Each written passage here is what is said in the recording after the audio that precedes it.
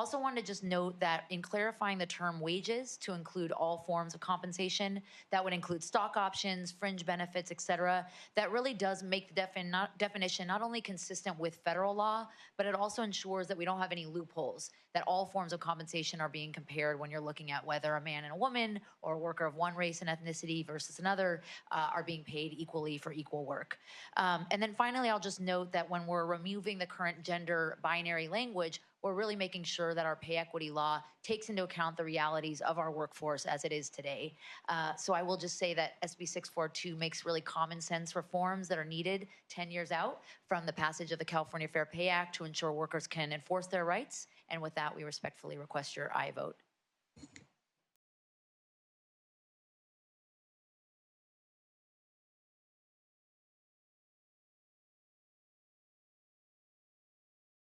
On two separate occasions, under the pretense of business trips, I was flown to work-related events only to be booked without my consent into the same hotel room as this executive. This is how he sexually assaulted me twice. I couldn't report what happened. The only person above him at the company was Mr. Combs himself, a man notorious for silencing those who spoke against him. This executive made sure I knew what Mr. Combs was capable of. So I stayed quiet, quit revolt, and tried to move on. I tried to bury myself in work, but I wasn't the same producer anymore. I struggled to network and my career stalled. Once the pandemic hit and there were no more distractions to hide behind, I fell into a deep depression and was eventually diagnosed with PTSD. Now, with my perpetrator deceased and Mr. Combs finally exposed, I am speaking out. But it took time to process what has happened and to feel safe enough to come forward. And that is why this bill is so important. So many women carry their trauma in silence for years, even decades, not because they don't want justice, but because they don't feel safe seeking it. I urge you to please vote to give women like me our day in court. Thank you.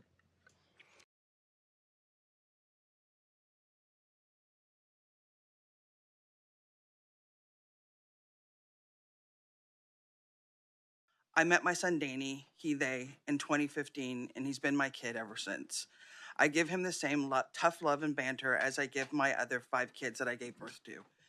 Even though Danny and I are family, we don't have a legal relationship.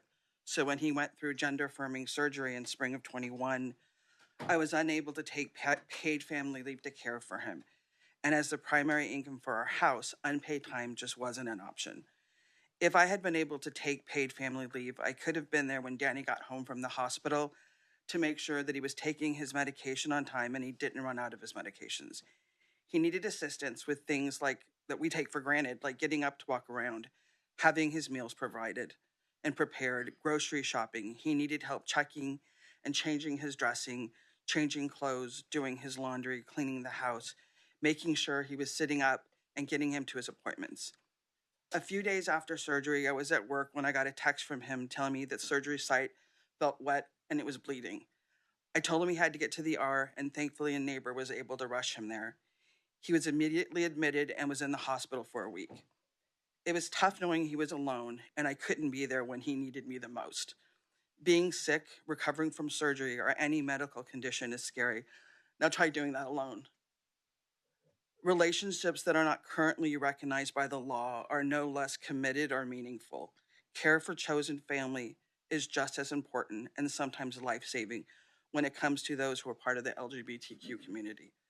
Love, patience, and care are part of what helps us begin to define family, not legal or blood relationships. I urge the Assembly Insurance Committee to support SB 590 so California workers like me can use entirely worker-funded paid family leave program to care for chosen or extended family members. I ask for your aye vote today.